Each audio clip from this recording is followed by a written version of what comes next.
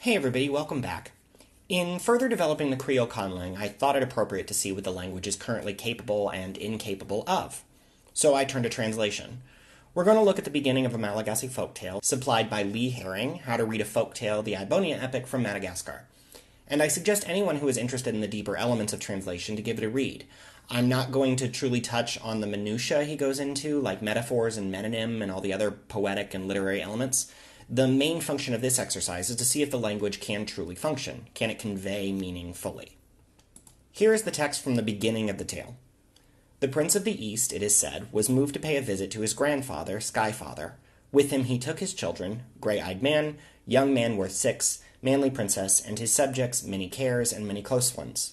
Also, from the kingdom of many, in the valley of many trees, he took along 10 bulls and 10 cows with their young. The first thing I did was to eliminate the names. While in themselves they could be translated, the given names are possibly literal translations, or literal conversions of Malagasy names, and naming traditions are tricky. This is something more for a section on culture. Each one could be layered in meaning and alterations to the phonetics to make them more pleasing to the ear, and it's just not what this is about. It would be simpler to just put in Alex, Jane, and Ben and move on.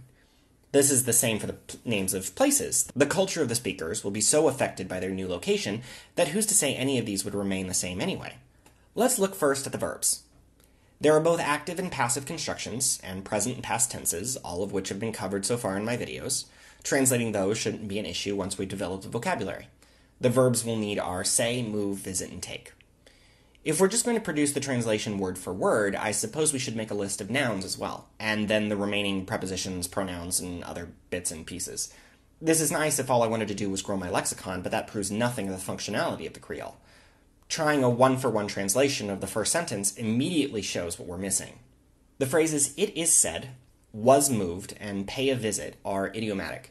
In order to translate them, we need to compare how those are expressed in both French and Madagasy, the literal translation of those phrases, and what the idioms are saying. To pay a visit simply means to visit. There is an equivalent phrase in most languages, but for Creole, which is usually more idiomatically simplistic to start, we'll just translate it to the verb to visit. It is said is almost as simple. In French, on dit or c'est dit are pretty literal, referring to the general knowledge of the masses, but no real evidence, which is the same in English. If I wanted to add a little flair, I could turn to phrases more like once upon a time, il était une fois, or in Malagasy, one could simply say taloha, meaning formerly. The phrase once upon a time doesn't make much literal sense, word for word. Yeah, we get it. I mean, learners of English get it when they hear it, but no one would actually use this phrase in regular conversation. But when the French say there was a time, or the Malagasy say formerly, those phrases could be used in everyday conversation. I like the more mystical, so let's create a non-literal idiom. Malagasy speakers would hear the French speakers say c'est dit, but in maintaining their item, taloha, and including the passive prefix c'est fait from a previous video, we have the term c'est faloa, like it was in the past. I've created an idiomatic expression that doesn't translate literally, but has relics to the mother languages. The phrase to be moved is a bigger problem.